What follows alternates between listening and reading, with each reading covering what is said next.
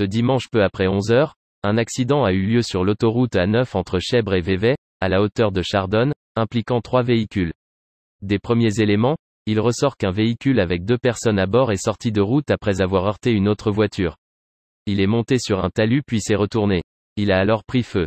L'un des occupants, une Suissesse de 72 ans et domiciliée dans le canton de Neuchâtel, est décédé malgré l'intervention des secours. L'autre occupant a été transporté en ambulance au CHUV. 2 autres blessés, qui se trouvaient dans la voiture heurtée, ont été emmenés à l'hôpital de Rhénat. Leurs jours ne sont pas en danger. Des débris de l'accident se sont retrouvés sur l'autre chaussée de l'autoroute, direction Lausanne, nécessitant la fermeture provisoire de la voie de gauche.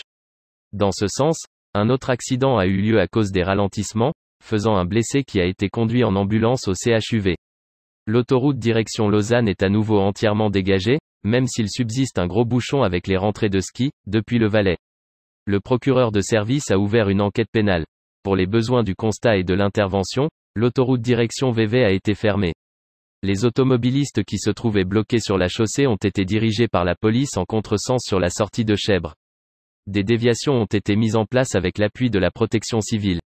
Peu avant 20 h, l'autoroute a pu être rouverte entre Chèvres et Vevey, direction Valais, le constat suite à l'accident mortel et les travaux de remise en état étant terminés.